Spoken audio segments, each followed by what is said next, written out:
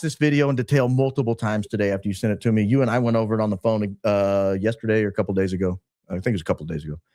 And where I am right now is there are a lot of things taking place around the stage. We've got some of the things we've talked about on this program. We'll talk about a new one tonight, but everyone knows Dan Flood. Dan Flood's over here on the to Charlie's right, to our left of Charlie. He's the one that steps forward and gives the steel sign. We've talked about Terrell Farnsworth and 1776 Hat Man, the signs they were doing. We did talk briefly about Hunter Kozak looking to the left. You pointed that out, pulling down on his glasses. We'll talk about that again tonight.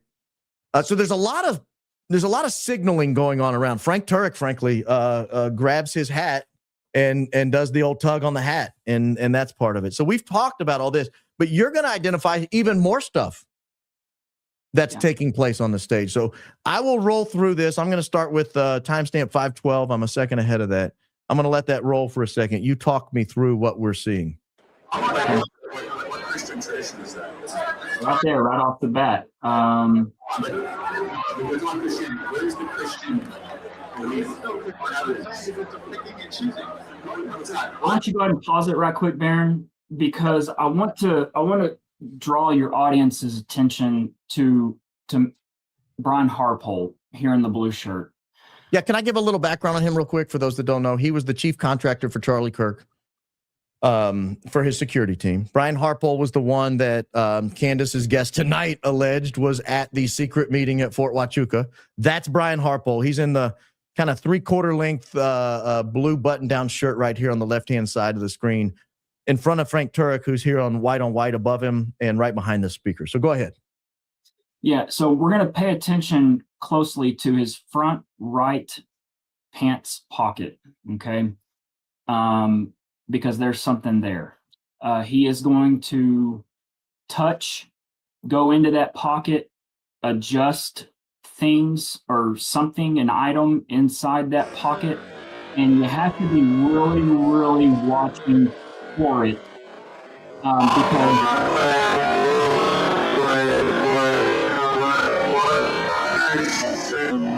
so that was the first instance right there. We're not going to miss out on any audio yet. I'll tell you, Baron, if you want to just kind of dial down the audio on the video. And then on your settings, are we in 1080p, the highest frame rate? We are. What you're seeing is so it takes 1080p coming out of my machine. It looks great on my machine. It runs it through StreamYard compression. It runs it through YouTube compression. And so it's not going to, that you've already uploaded it to YouTube once, compression. So this is actually, you're going to see it third or fourth hand here. It does clear up in just a minute. You'll see it get a little clearer, but I want to go back through this. Volume off now. This is in 25% speed. We're looking at Brian Harpole's right pocket. So it'll be the left side of our thing, his right side. This is just the very first instance of him reaching in there. Right. So let's look at it again one more time, and then we'll go to the next timestamp.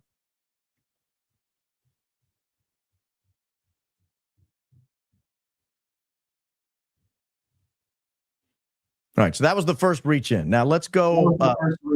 And I want to also draw everyone's attention to this move right here. He is pulling down on his shirt because, in my opinion, he does not want any sort of underneath things showing. He's pulling down on it so that there's nothing, you can't see a cord running through. It's just, it's nice, right? Yeah. Nothing hanging. There's nothing there. You're going to see this move often, okay? And it'll all make sense when we get to the 10-minute, 15-second mark. All right. So here we go. We're at 6:51. So I'm a couple seconds ahead of that. So we're rolling it again, 25% speed. Talk me through what we're seeing here. Okay. So what I believe has happened is when the camera cut right over to the frame, allowed Brian to get into frame, I believe he is arming something. At this moment right here, hang on, right there, stop, pause. Okay.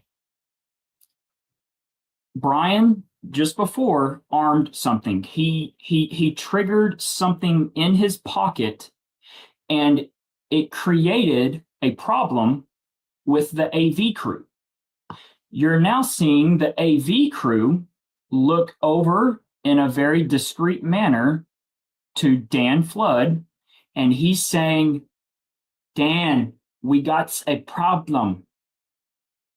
Okay, so just to catch everyone up, Brian Harpole goes into his pocket. He twists something. It pans over to the AV crew. That's Terrell Farnsworth here in the gray shirt on the left that my green mouse is over. And on the right, this is a guy named Philip. I don't want to say his whole name yet. His name's out there, but this is Philip here. He's the 1776 hat guy. This is your audio crew, the two of them. Philip is the one that has his hands on the buttons most of the time. But Terrell is the guy who leads that crew. He's looking, Philip is looking over at Dan Flood and pointing to his ear. Why is he doing that? Is that rhetorical or is that actual? No, you tell me. Why I'm trying to just walk people through I think this. it's because Philip is seeing something on that screen he's looking at. Philip has a control screen there. It's got both camera feeds and some other things on that little dashboard, and they are seeing a problem immediately. There is a problem that Brian Harpole just created because Brian Harpole just armed something. Okay, so so the allegation here is the suspicion, the opinion. All of this is just opinion. All this is just allegation. The suspicion is Brian Harpole is doing something in his pants that's messing with the audio, and they're reacting to it. So we're gonna roll forward. We've got 5 seconds to the next mark here, so we're just gonna watch them. They're playing around with it. Charlie's talking to the crowd. That's not a sign of distress. Now, here is Brian Harpole back in the frame. But look at Dan Flood as well. So Dan got word on the earpiece, and Dan, they have their micro or their walkie-talkies are right here in their chest. So Dan is going to go turn on the mic, and he is going to tell Brian, I need you to come here. Okay, so it would be as if my earpiece here is actually the mic, and he leans down and says, I need you. He's talking to him right now. He's looking at him at the same time. This is Dan Flood up here talking into a microphone. He said something. He was looking at Brian. He said something, and Brian reacts accordingly and turns around. Correct. And watch Dan's left hand.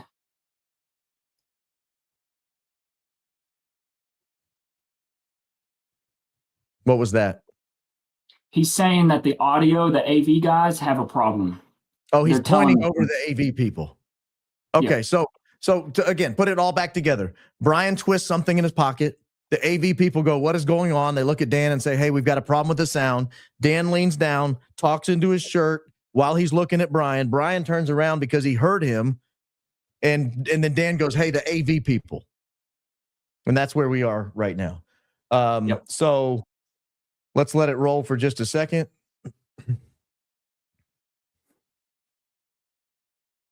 This is all set up, guys. This all matters. Oh, yeah. Again, think of the magician. Think of the misdirection. So now Brian Harpole, who was at Fort Huachuca allegedly the day before this event, is walking over and talking to Dan Flood. What are we looking at here? So just two bros being reading the room. Is he grabbing his butt? What is going on here? Is it endemic at TPUS? Oh, I'm sorry. Go ahead. What are we looking at? I'm sorry. I can't help myself. No, sometimes. I mean it is. So he leans in, and you have to kind of put yourself in their position, Baron. This is a nerve-wracking, stress off the charts thing that they're doing right now, right? I bet there is enough tension between all of them to absolutely laser cut something. I mean, it's probably palpable. And Dan Brian, the last thing he wants to hear from Dan is, hey, we've got a problem with the audio. The audio guys are saying we've got a big problem, right? It was big enough that Dan called Brian over to it. And then, so Dan just explained to him that we've got some really bad feedback. The audio is totally off. You're going to have to kill whatever you did. So Brian very discreetly goes into his pocket and he is going to twist something, whatever that is in there, to dial down all of the craziness that's going on with the audio. This is all during Henry Dell. Henry Dell is the first speaker.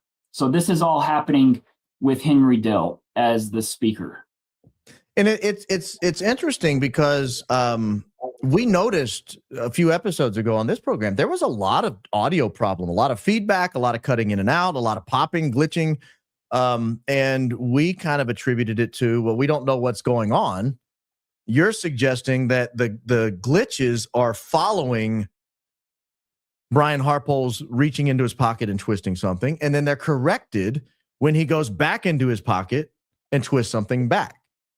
Correct. That's the allegation here. And again, for those that don't understand why we are looking at this so intently, we learned today on Candace Owens' show, she had a witness who places Brian Harpole at Fort Huachuca the day before this incident at Utah Valley University. Now, is it possible that's not true? The guy's BSing her. He's lying to her. He's a bad witness. He doesn't know Brian Harpole from his hole in the ground. Yeah, of course. But the problem is, she said that a week or so ago, and to my knowledge, Brian Harpole has not said, no, here's where I was. I was absolutely not at Fort Huachuca. I was at home with my dog. I was over in Texas visiting my wife. I was in Maui, taking in some rays. He's given no explanation for where he was. All right, so he's now reaching back into his pocket here in response to this conversation. I'm going to get even tighter on the frame right here as he is about facing to walk back to his position. And it corrects. So I wanted to, just how you would do, Baron, if you're trying to think about how you're going to litigate a case or lay out an argument, you want to be able to have something to compare. So I wanted to have the original file on YouTube so that people can check the work, or you can listen to it all after we're describing it, right? So that you can hear these anomalies for yourself and see it in real time. Because with this in super slow motion, it's right here. You can see his thumb and his index finger. They're adjusting something. It's something. He's twisting something that's hanging out of that pocket or just on the inside of that pocket. Exactly. And so in real time, it is so fast that you just have to really be obsessive like myself and some other people to go through it and pick these things out, because this is something that's just gone unnoticed for quite some time. I don't know of anybody right now that has Brian going in and messing with his with something in his pocket at all, right? No, you were the first to bring my attention to this, and then I went back and watched it, and that's why I came up with the magician opening. I thought, what in the world? How did I miss that? I have watched this video 250 times. Yeah. I never noticed it. Incredible. And I talked to you, and you suggest perhaps that's why so many people are doing different things. And I'll point it out when we get to it, just where I think it was something that they had about 6, 7, 8, maybe 9 different weird things that are happening, so that no one just falls in, hones in on the actual thing that happened, right? I mean, look at what Rick Cutler was able to command off of doing his thing. I mean, I still have people commenting today that there's a palm pistol there. And I mean, I'm telling you,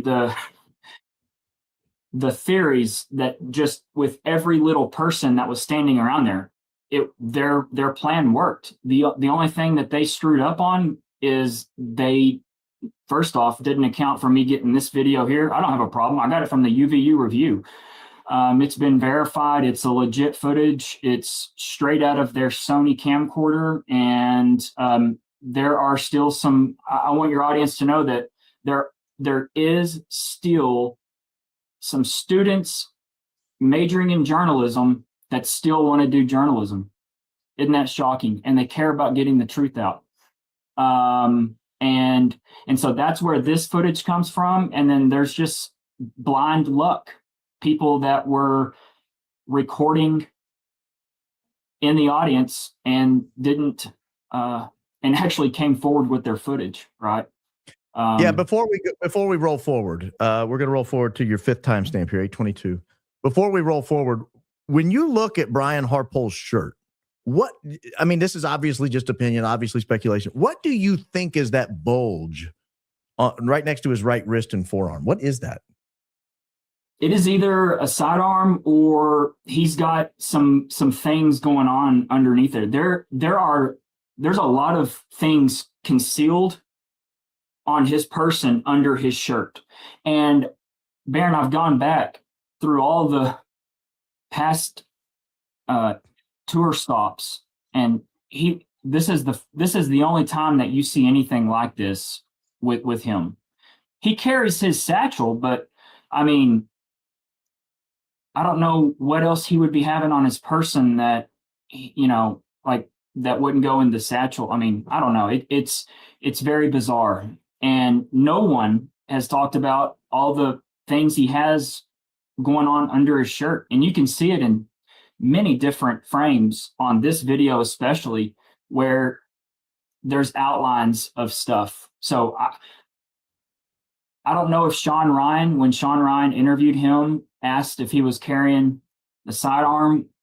I do know on his other side, he has a walkie-talkie. They all do, right there clipped in, but there's way more than just a walkie-talkie. So I talked to a friend of mine after you showed me this video, and I said, hey, watch this in the context of Terrell Farnsworth telling Candace Owens that Terrell Farnsworth had to be there because they were doing something new relative to live streaming outside as opposed to inside. And his answer was, yeah, that makes sense because indoors you would have access to the university's Wi-Fi and outdoors you wouldn't. And if you don't have access to the university's Wi-Fi, you won't have a reliable signal to pull off any kind of coordinated I don't want to say, I'm very cautious how I say this. Some sort of coordinated, timed delivery device. You would need a very reliable network service for that. And so anyway, I just thought I'd mention that. So let me roll forward. We're at the 8:22 timestamp here. We're still at 25% speed. What are we looking at here? What is Brian Harpole doing? So he glances over to the audience, and I'm seeing a look of holy shit type of thing. Like he's not happy that he had to just do what he did, because he knows there's people that have video, right? Everyone's trained in on Dan and Charlie just because it's Charlie right there. And Brian just had to be pulled up there to discuss what's really going on in his pocket. And not only that, but he had to adjust what was going on in his pocket. And I just see not a happy camper. Yeah. And I'll suggest, I'll add to that. I think you're right. My opinion is I think your timeline adds up. He does something in his pocket. All of a sudden, the sound guy has an issue with the sound. He points to his ears. He looks at Dan. Dan says something while he's looking at Brian. Brian looks back at Dan, walks over there, makes an adjustment, and now he's walking back out. That's the sequence we just watched. Now, you can say maybe he, was just adjusting his mic volume. Maybe he, his earpiece was too loud or whatever. But again, in the context of this, it looks awfully suspicious. It's something that I think should probably be looked into. He at least needs to be asked, what was in your pocket? What is this something you always carry? What is it? Produce it. Let me look at it. And is that how you adjust it? Show me how it adjusts. Is it a rolling knob? Because that's what it looked like you did. All right. So and I would just push back that there's absolutely no possibility that he's adjusting the microphone on his walkie-talkie, because he actually does that. We just cruised over it when you first started the video here. He adjusts the volume when he lifts up that left side. He adjusts the volume there, right? So this is all happening on his right side. He adjusted the volume of his walkie-talkie over on his left. Okay. So, I mean, I'm just pointing that observation out. So what do you think is happening when this girl approaches him? Okay. So this is Chrissy. He mentioned it in the Sean Ryan podcast. I don't have a problem saying her name. He identified her as Chrissy, and Sean Ryan never asked him what he was giving her. But in my opinion, this is laying a foundation for her to be able to come back to him and hand him something in a few moments, in a few minutes. So this is just diversionary, what we're seeing right here. Okay. I don't know what you have to step inside the moment, and what is so paramount that she would come and interrupt the head of security in front of 3,000 people to get. I don't know. There's EMTs that are right back there on the other side of the minivan. So it's not something medical. It looks like I've always assumed it was a Band-Aid. That looks like he's holding in. Well, actually, that looks like a needle. I thought he pulled out a Band-Aid originally. That kind of looks like a hypodermic needle he just pulled out. Yeah, to me, it's all for a diversion. They're creating a diversion for here in a moment. Okay, so I'm going to roll forward. That was the 850 timestamp. We'll roll forward to your 919 timestamp. And talk to me about what it is we're going to see here. Okay, so he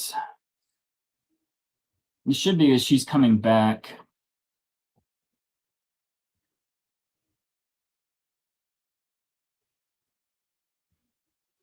What is Frank doing, man?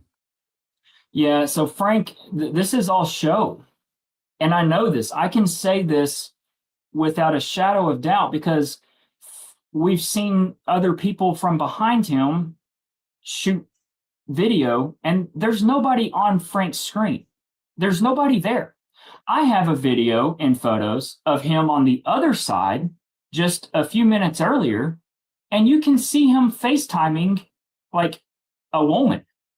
It's plain as day. He doesn't have a privacy screen. Okay? There's no one there. And I've watched him, because he stays in the frame the whole time, just to give him the benefit of the doubt. Like maybe he hung up on somebody or dialed somebody. No, there is not any effort of making a phone call. This is all show. Like he's FaceTiming someone for real, but there's no one there. It's just a black screen. And he's like carrying on a conversation. He's like pointing up to the crowd, and he's like, he'll turn the camera around like the dude is really trying to sell it, right? He's really trying to sell it. Is it possible, and I don't know if he has an iPhone or a Samsung, is it possible to video without your screen being on? Like with a black screen? Is it possible to video with a black screen? To FaceTime or video? Either. I don't know. I mean, I'm just giving him the benefit of the doubt. Like if you go to a black screen on your video, the video cuts out. It's not there. And if you're FaceTiming, it doesn't cut out either. And you're going to have indicators on there. Like it's literally a black screen. Literally. So I'm going to back up just a little bit. I noticed here that Dan Flood is texting Terrell Farnsworth was just texting. Dan Flood's still texting. And now Brian Harpole looks down at his watch here in just a second. I don't remember exactly where we were. What is happening is right now, and this is where watching the full speed comes into play, because Charlie says to Henry Dell, I don't want to get too much on the Mormon subject. This is going to be your last question. And Henry Dell is wrapping up. Okay. So they are all saying, like, are we good? Are we, like, this is what I vision. They're texting that it's a go. It's a go. We're good to go, because Henry Dell is wrapping up his questioning and they know Hunter Kozak is up next. Yeah. So it's a, what's the, well, let me pull it back up here. I've lost it. I was checking something else and I lost, there it is. All right. I would add that that's not Frank Turek's most flattering pose. No, it looks hey guys, hit the like button and subscribe to the channel. Go find Blake Bednarz on X. We're going to keep rolling here. We're going to roll now to the 10:01 mark. You do a tight zoom on Brian Harpole here. I'm still rolling in 25% speed. So you will zoom in tight on Brian Harpole here. When it zooms, talk me through in just a second what it is you're seeing. There it is. And this is him, Brian, arming it again, right? Because now, as this is happening, you're actually seeing the microphone be traded off, and Hunter Kozak is walking up to the microphone. So he is going into his pocket, and he's now doing it again. Yeah, his thumb is in his pocket. It's playing with something. It's adjusting something. You're going to see it. He pulls it all the way out. I mean, you're going to see it here in a moment. Whatever that thing is.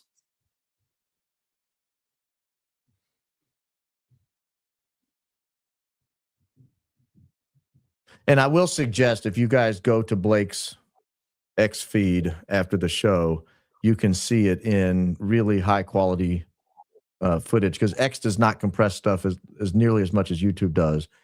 And you have YouTube compressing from X, compressing from StreamYard, compressing back to YouTube, and it's not nearly as crystal clear as it was when you were doing FaceTime on your TV the other day. But it's still, here he comes. He's getting ready to pull it out. You had yours slowed down, and I have mine slowed down because I didn't want to miss it. So yeah, it's going to be quarter speed. Yeah. All right, so here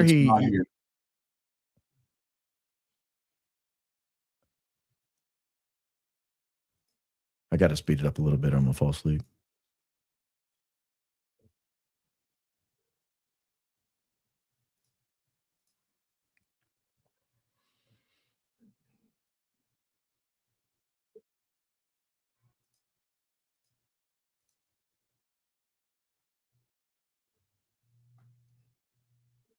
All right. Now he goes back to the T-shirt. So did we miss it right there? No, he's about to, right?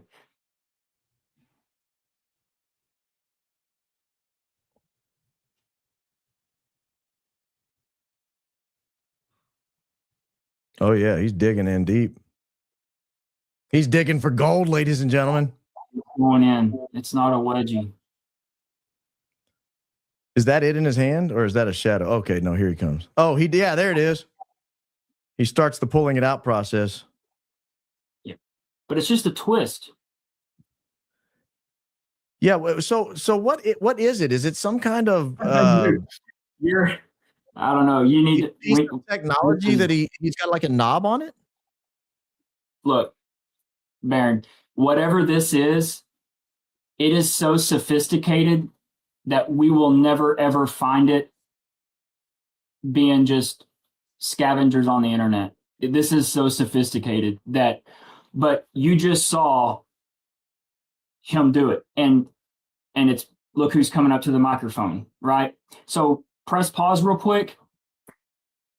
What I believe just happened was Dan Flood let Charlie know that there's a problem with the audio, because Dan leans in there and tells him, and I think Charlie just basically said, yeah, we're good. We can just roll with it, because Dan knows that Brian just turned around and rearmed it, right? You can see Dan lean in and tell Charlie that. And I'm sorry. I was gonna say we have the sound off, but if you listen to it, you can hear the feedback and everything. It's about to take off right here. Yeah, the sound really starts to act up. Yeah. So when he adjusted it the first time, before Dan called him over and said, "Hey, fix it," you got acted up sound. Then he fixed it. He let Henry Dell finish. Then he brought it back, twisted it again, and now the sound acts up again. And now they're going over there, and the sound guy's furiously messing with the sound thing again. I don't know if we have sound. Notice who all, like, watch all the AV guys, right? So you have Andrew now walking up. Andrew is the guy in the white right there. Yes, him. He walks up behind Terrell, and he's watching everything closely. You've got Blake Neff right there. You've got Mikey McCoy. They are all right there because everyone understands this moment.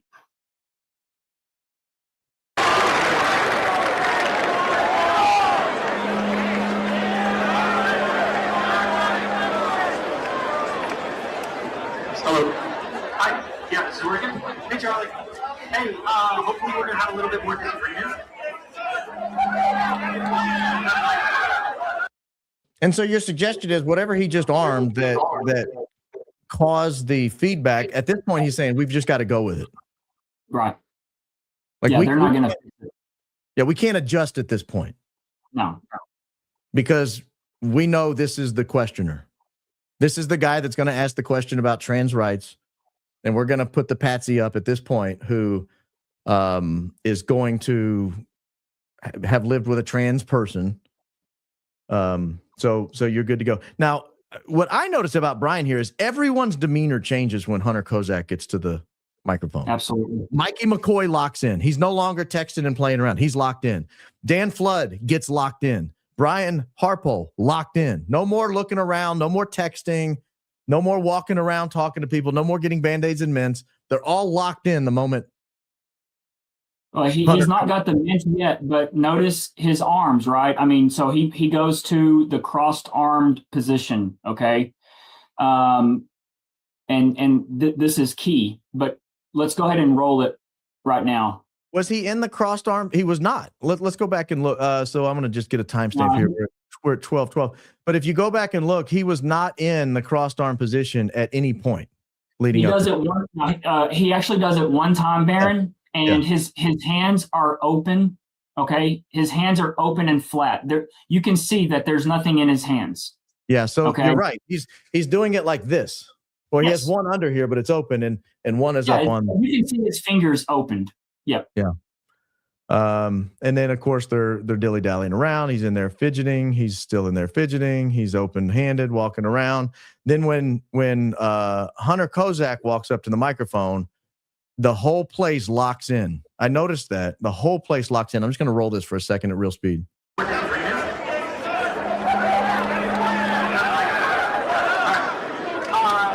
Yeah, so just wanted to, a few weeks ago. Okay, so this is Chrissy walking back up. Okay, remember how I told you that they were laying groundwork for, kind of a diversion type of thing. So she brings him back mints. Okay, this is what Sean Ryan asked Brian Harpole about.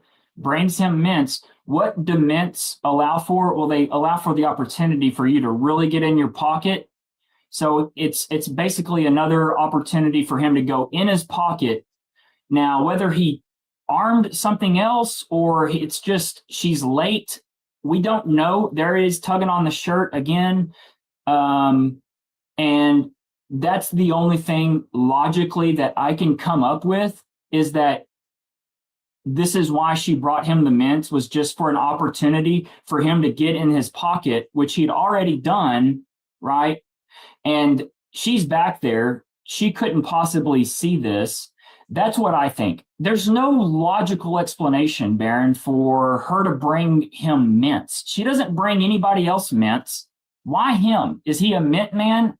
Like, he didn't even eat the mints. It's all for the opportunity to get in his pocket and not look strange, right? If he's just going in his pocket to do something, and that's probably what they all came up with, is we'll just bring you something so that you can put it in your pocket, and then as you go into your pocket, you can arm it. Well, I mean, look, I think counterfactual all the time. Is it possible he just had dry mouth, or she thought he did, or he said, hey, bring me some mints? You know, I try to think of that. Now, obviously, he did not open one. He didn't put it in his mouth. He just shoved it in his pocket, made some adjustment, and then went right in here. Now, when you mentioned the first time he crossed his arms where his hand was open. This hand right here is his right hand, the tattooed arm, was open and on top of his bicep.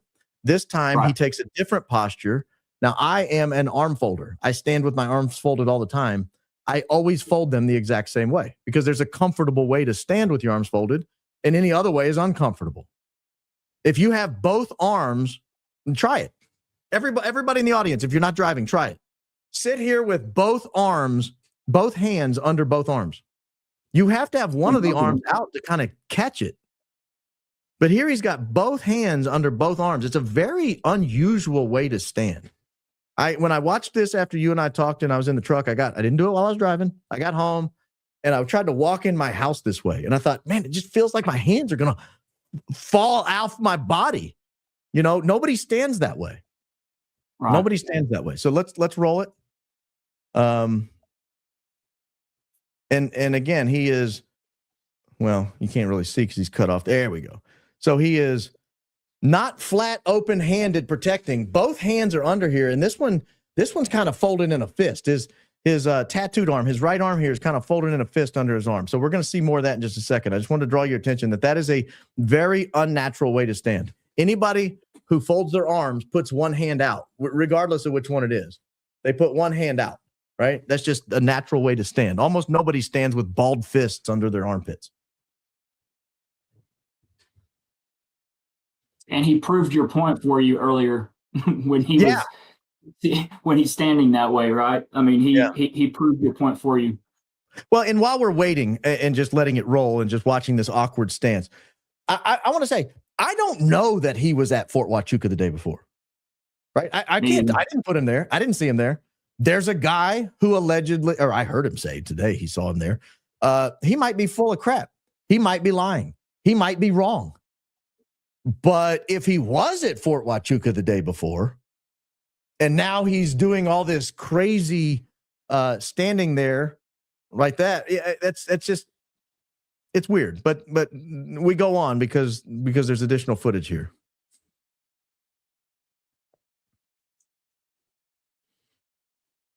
Should I give volume? Yeah, you can. Too many.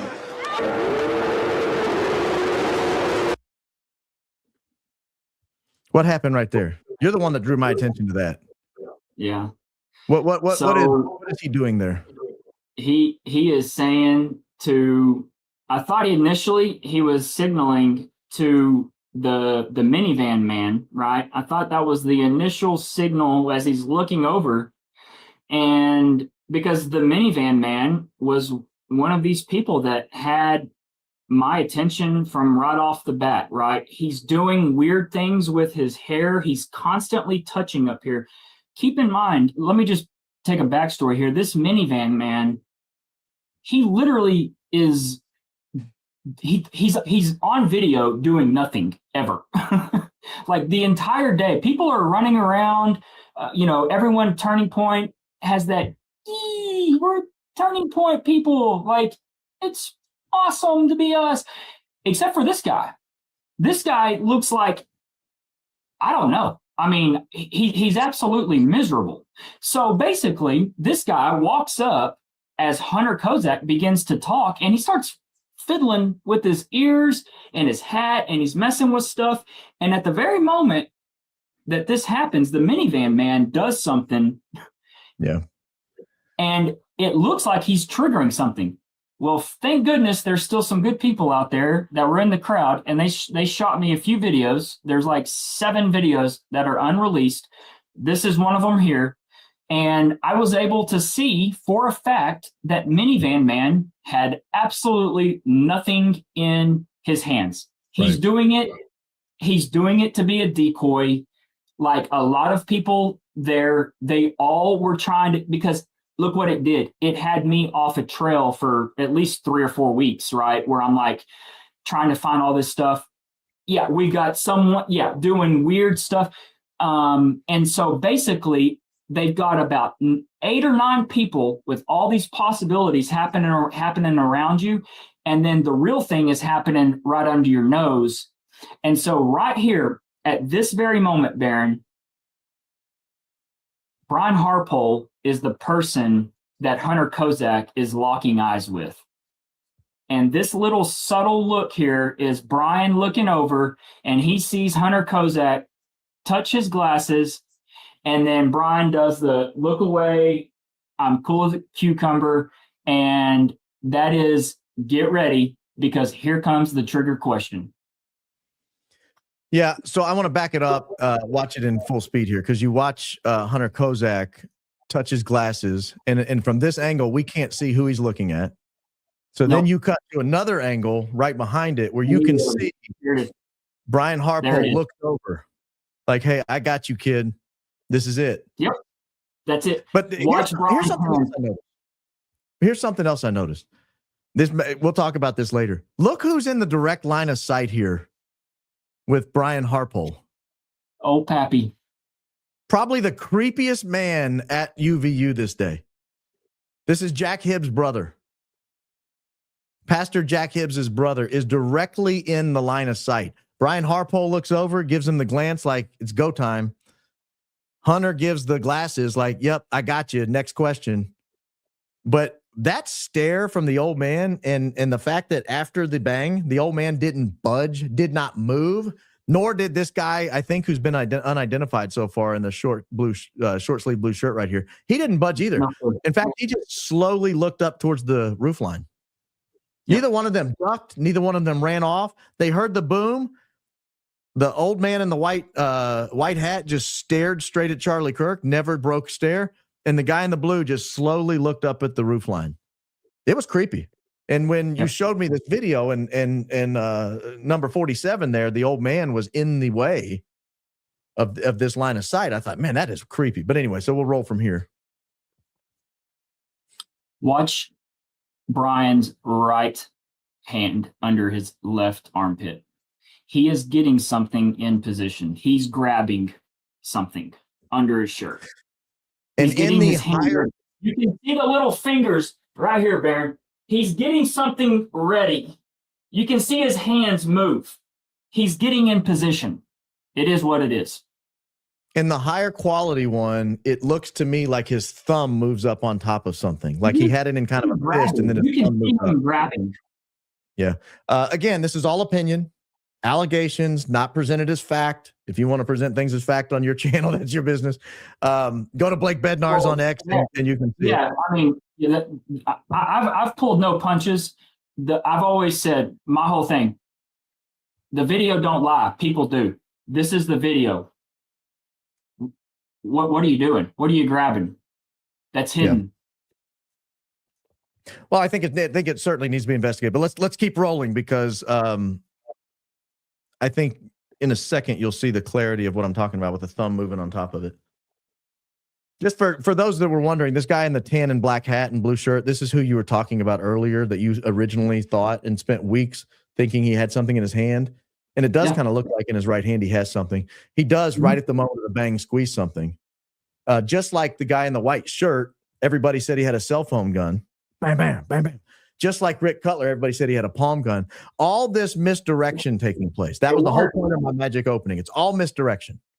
So that we're not looking at Brian Harpole. Even the minivan door opening. It's opening at the very moment, right? They're creating so many layers. Look when Frank Turek gives his signal. Watch where Dan Flood looks. You tell me Frank Turek isn't signaling something. I mean, again, my opinion. I'm not stating it as fact, but I no longer, especially after what I opened with the ABS plastic in the back seat, the fragmented ABS plastic in the back seat. I no longer think anyone in the SUV is innocent in any capacity at all whatsoever. My opinion, just an allegation. And real quick, Baron, so the video, the full video that's on my YouTube channel, you see Dan Flood does cross checks. He goes left, he goes center, he goes over, he checks, and then he signals to steal third. Boom. Yeah, so he boom, looked over. boom. Yeah, he looked over at Frank Turek. Now he's looking over at stage left, probably at the sound guy, probably at Mikey McCoy, someone in that area over there. Yeah, someone mentioned the guy in the back touching his hat too. That's the misdirection. That's the magician. Man. Yep. And it worked. Go ahead. See, look, and if you watch Minivan Man, it looks like he is signaling. Mm-hmm.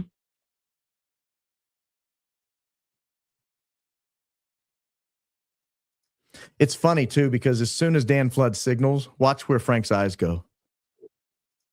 Dan Flood signals. Frank's looking at him. See him look at him? Now watch. He knows the signal's done. Now watch his eyes. He looks back forward because he knows it's over at that point. It's done. It's happened.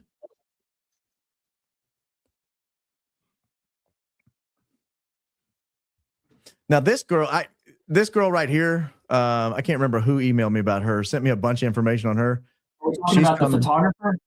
Yeah. Yeah. Yeah. I got some information I'm compiling there. We'll work on that one. Mm-hmm. She also does a misdirection cue.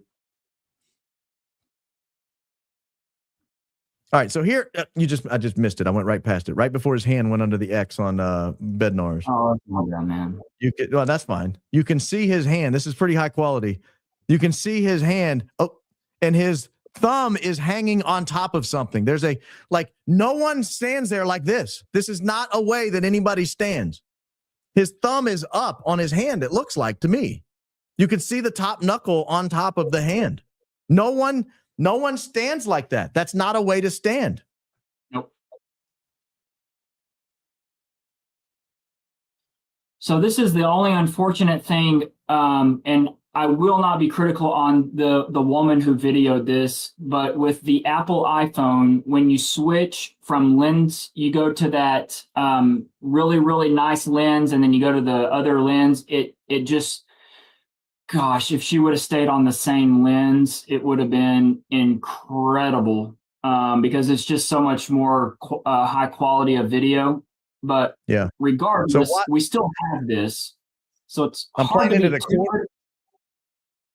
It's at a quarter speed. Watch his hand. Yep. See the thumb moving?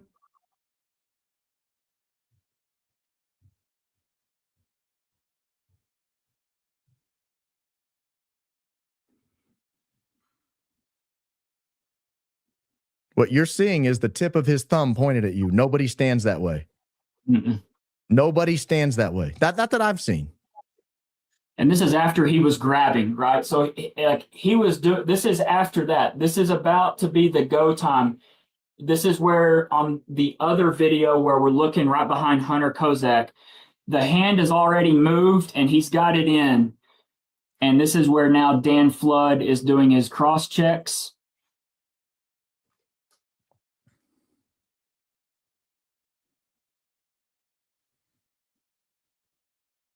So Dan Flood looks down. He's about to look left. He's probably looking at his watch to see if there's something that populated on that. I think they all have, those look like Garmin. Okay, here's the beginning of the signaling. There's the first one, in my opinion. There's the first one. Mm-hmm.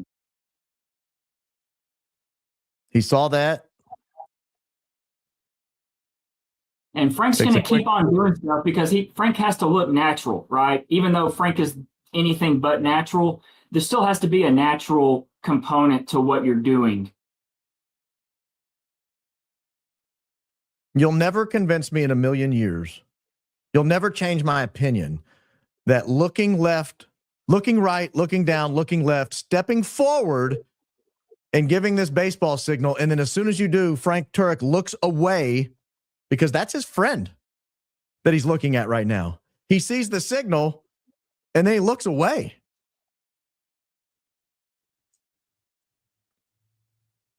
You'll never convince me that was a natural sequence. No. You don't show the shot, do you? No. Oh, you stop it right here? Yeah, I was about to say, I'm almost certain I did. Yeah, I'm stopping it here. I'll stop it here and I'll sit. Yeah, then you switch. So this is what we were talking about earlier, where all the force comes upwards with the shirt. Correct. All the force comes upward with the shirt, which if there are fragmented ABS plastic pieces in the back of the SUV, makes a whole lot of sense. Makes a whole lot of sense. And let me real quick, Darren, because something we're missing here, and it's because it's hard to edit with the actual event itself, and I don't want you to get any strikes on YouTube. Philip, the AV guy, they all look down, right? So this is right there next to the table, and they're like, they know what's coming, right? Philip, he's like right here on his computer, and he does this. He looks to the back of the tent, right? He doesn't want to watch. Well, he turns his head and looks down. Yeah, he turns his head and looks down. And then this is where the, I'll just use how Candace described him, supercalifragilisticexpialidocious Mikey McCoy bolts, right? This is that whole sequence. There's really no way of showing that. It's on my X page. Feel free to check it out, where Mikey McCoy, within milliseconds, he's on his phone and he's turned around walking, just casual as can be, on his phone, walking out the back. They knew about it. I'm going to stop there because I don't want I know what comes next. You show the puff of the back, and I'm trying to minimize the amount there. Yeah, but I'm pretty sure. The only reason, Baron, that I brought that one there is you can see his jaw clench. Yeah, he clenches his jaw, and let's face it. I mean, it is what it is. So here's a summation that I want to give of this, because there are one of a couple of ways you would react to this. We just identified a whole bunch of signaling, particularly that final sequence where Dan Flood, Frank Turek grabs his hat. Dan looks right at him when he does it and goes, "Oh," and then looks down and then looks to his left, makes eye contact with somebody, and then steps forward and does the signal, and then you hear the bang. Something triggered the bang. And Frank Turek, his original defense, one of the reasons I like this sequence, the way you've put it together here, Frank Turek's defense is, like, you needed me to tell you that Charlie Kirk was there. Charlie Kirk is so famous. You didn't need me to tell you Charlie Kirk was there. Well, no one needed you to tell him Charlie Kirk was there. What we needed you to do was provide a timing device when everything was ready to go, when the final question was coming up, when the bang would be able to go off, when we would squeeze the button, when all the decoys would all do their stuff. Rick Cutler would do his thing and distract look at him. I mean, well, you can't see him. He's on my screen. But Rick Cutler's doing his thing, and everyone's like, he's pulling the device. He's doing this. He's doing that. Maybe. But I've got a guy here with his thumb on top of something under his armpit, and he was in there fiddling around, twisting something, and whenever he did it, it changed the audio. So you have this, this theatrical production, this magician's presentation going on all around the main character, Charlie, the Mark, Chuck in the one I talked about before. Yep. And then you have Brian Harpole, who may or may not have been at Fort Huachuca the day before, all of a sudden goes to cross-armed, fist underneath one of his arms. You see this hand. Well, I'm going to pull this back up. You see this hand here is open flat. Yeah. This hand on this side is open flat. You can see his fingers right there. The other side is balled up like a fist with his thumb on top of it. That's a weird posture. I'm sorry.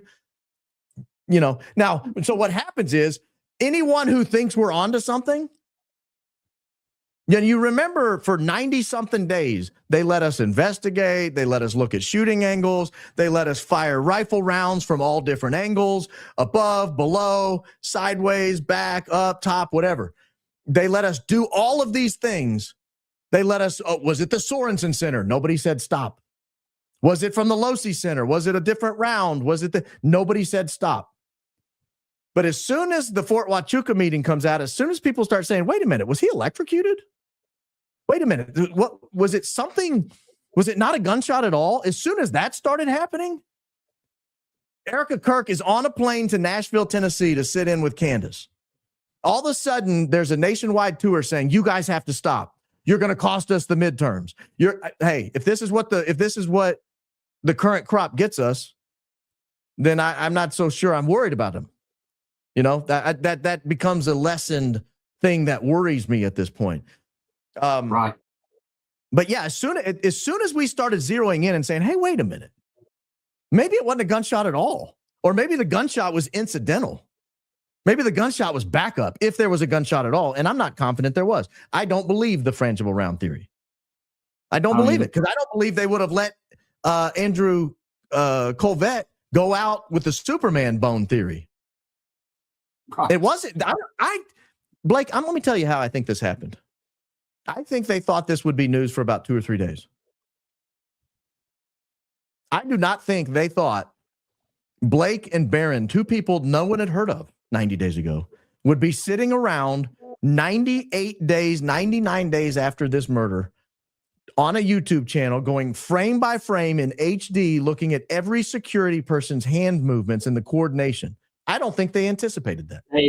It was the last thing on their mind. Give them a second bullet. Go ahead. No, they had absolutely. It was not written in. It was not a part of their calculus at all. At all. And you know what? Guess what? Here we are, you and me. And we're the first people to be talking about this. Your audience, y'all are the first people to hear this. I put it out on my X page earlier, but these are some very serious questions. That's why I tagged Kash Patel, Dan Bongino. I know he's on his way out the door. Tagged the Utah County prosecutor's office. If they see it, I tag every single person that I know that would have any sort of legal clout in this situation to look at this. Well, and here's how I look at it, and this is how my channel has to look at it. I raise issues that can be investigated. I've raised the possibility that his hands were burned up. If people disagree, that's fine. You come with better evidence, I'll change my mind. I'm raising the possibility here because you drew my attention to it, that Brian Harpole may have adjusted something in his pocket and squeezed something under his arm because he was acting exactly like somebody who was doing exactly that up until the moment of the bang. Let me ask you something, Barry. You've practiced criminal defense law, right? I mean, have you ever heard of basically someone basically kind of taunting you to prove it, to come with evidence and to prove it? Like, basically, you need to shut up unless you can prove it. And that is what we've been told by Frank, by Brian. Literally, they're sitting there telling us to prove it. Come with evidence, come with facts, and prove it. Don't just say baseless accusations. So this is it. I mean, when are we going to get at least a response from this? Like, where someone actually answers some tough questions? Because this is the furthest thing. This falls under no gag order or anything. I mean, this is literally us just questioning two dudes that were there. That were there in some sort of official capacity with Charlie, right? So why are we not getting any answers? Well, again, here's where I take it. You don't like the electrocution theory? Fine. You don't have to subscribe to it. I've put it out there. Now, hundreds of thousands of people have seen it. They've been exposed to it. Andrew Colvett has mentioned he's seen it. He's now been exposed to it. Blake Neff, Viva Fry, they were all there when he said it, so they've all seen it. Their whole audience has seen it. Okay, so I put it out there. I still think there's a lot of merit to it. But in my opinion, is that 100% the cause of death? No. I can't say it's 100% the cause of death. I absolutely can't say that. What about this? Is this absolutely some kind of detonator or some kind of something that triggered a bullet to invade Charlie Kirk's neck? I can't say that, but I can say it sure looks like he's doing something in his pocket and it needs to be looked at. It just needs to be looked at. 100%. You brought up the minivan man and was he squeezing something? It forced people to come forward with better video and you were able to clear that guy. Absolutely. And that's what this is about, because literally this is still one of the most trending topics on X. I mean, I make it a point to check the trending stuff at some point during the day on X. I've done it every single day. Charlie Kirk on at least my screen, and maybe the algorithm knows that, I am all over this, so it's going to tell me what I want to see, but I'm pretty sure that it's pretty much across the site wide on what's trending. Charlie Kirk has always been there. Like, people are not satisfied at all, right? Yeah. There's a frustration, a palpable frustration, because that might be the understatement of the year. Because we demand that this get right. I think that's what the signal that we are sending is, that we demand this get right. Hey, Blake, tell them how to get in touch with you. I saw some people in the chat asking if you had YouTube or X as your only outlet. Tell people how to get in touch with you. Yeah, so West Texas is the best Texas. That's my channel. It's also a fact. That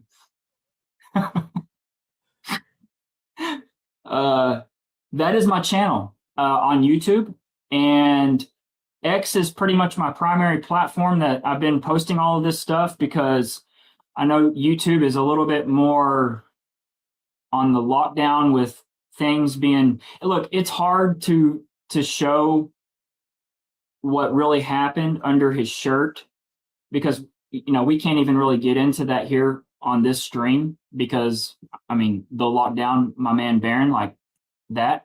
Yeah. And it begs, it needs to be looked at. And I would just encourage everyone to go to my X page, and it's right up there. I posted it again today with the high quality video, slowed down. It's right there. Okay. Yeah. Blake is one of my daily stops. I have an X feed I actually use that has a curated feed of people I follow, and then I have the one that I show on the screen for the show, because I don't want the other one getting all junked up by people sending messages to it and stuff. So, Blake, I appreciate you joining me. You've done great work on this. You truly have. Thank you. It's a team effort. We're all on the same team, and we're not going to stop fighting. I think that's evident. That sounds good. Thanks. I appreciate you. Thanks, man. Guys, sit with me. I want to go over a couple of more quick stories real quick. The Brian Harpole piece and the Erica Kirk piece, you guys saw that on Candace today in all likelihood. If not, I'll summarize it. I don't want to waste your time going back over it on video. But Candace's guest today, who at least probably was in the vicinity, says that Brian Harpole and Erica Kirk were at Fort Huachuca, Erica the night of September 8th, 2 days before Charlie Kirk was neutralized, Brian Harpole the day before. Whether he was right, I don't know. But I want to go and play one clip of something why this Brian Harpole thing bothers me so much, and why I put so much stock into what Blake Bednarz just covered. If you remember, this is from a few episodes ago, but I want to reshare it because I don't want to just recap it. I think I said it pretty well this time. This is me